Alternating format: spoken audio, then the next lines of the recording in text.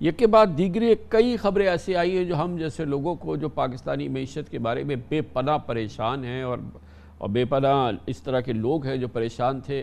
ایک تو بالآخر اسٹاف لیول ایگریمنٹ ہو گیا آئی ایم ایف کے ساتھ، اور یہ کہ بڑا سنگ میل تھا جو عبور ہو گیا. اور پھر اس کے ساتھ ہی بہرحال یہ مدد خداوندی ہے کہ انٹرنیشنل مارکیٹس کے اندر جو ہے وہ کموڈٹی پرائسز، آئل پرائسز، وہ جو پچھلے ایک مہینے سے کمی کا رجحان ہے وہ مزید تیز ہو رہا ہے. تو پاکستان کے لیے مجموعی طور پہ اس انتہائی سخت ماحول میں شاید یہ ایک بہت ہی بہتر ایک کم از کم ایک امید کی کرنیں جو ہیں وہ پھوٹی ہیں. کیا یہ ہماری خیال درست ہے؟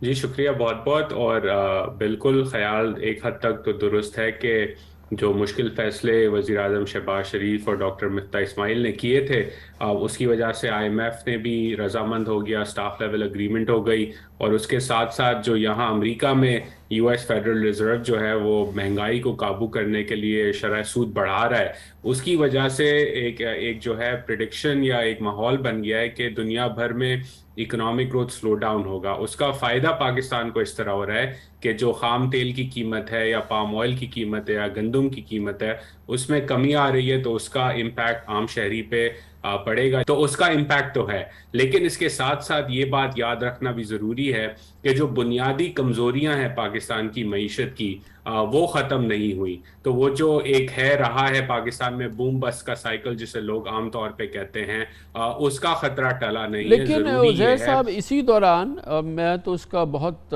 بڑا کریڈٹ آئی ایم ایف کو دیتا ہوں کہ اس نے مجبور کیا حکومت پاکستان کو، اور پھر ظاہر ہے کہ اس حکومت کو بھی کریڈٹ دینا ہوگا کہ اتنے مشکل، یہ بہت ہی مشکل کسی سیاسی حکومت کے لیے فیصلے ہیں، لیکن جو ہم نے جو بجلی کی سبسڈیز کم کی ہیں، جو گیس کی پرائسز میں میسو ڈسپیرٹی تھی اس کو ختم کیا ہے، اور یہ بے انتہا مشکل فیصلے.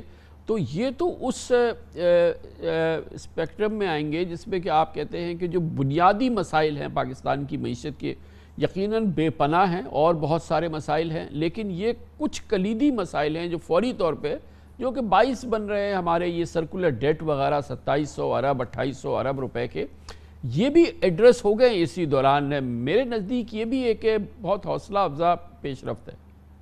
جی بالکل. اور جیسے ایک مریض جو ہے زیادہ بیمار ہوتا ہے تو دوا تو اس وقت لے لیتا ہے، لیکن سوال یہ ہوتا ہے کہ جب وہ تھوڑا بہتر محسوس کرنے لگ جائے تو پھر کیا وہ ڈاکٹر کی بات مانتا ہے کہ نہیں. تو وہ اگلے آنے والے دنوں مہینوں میں معلوم ہو جائے گا. تاریخ کو اگر ہم دیکھیں تو پاکستان کی حکومت بیک سلائڈ کر جاتی ہے ان چیزوں پر. تو امید ہے کہ اس دفعہ ایسا نہیں ہوگا. آئی ایم ایف نے بھی اس بات پہ کہا ہے کہ جو ٹیکس ریونیو موبلائزیشن ہے اس کو کنٹینیو رکھیں، جو ہائی انکم ارننگ لوگ ہیں ان پہ آپ ہاتھ ڈالیں، ٹیرف کی جو ایڈجسٹمنٹ ہے اس کو بر وقت کرتے رہیں. ایسا نہ ہو کہ پھر آپ رک جائیں اور پھر 6-8 مہینے بعد آپ نے ایک پھر میجر ایڈجسٹمنٹ کرنی پڑے.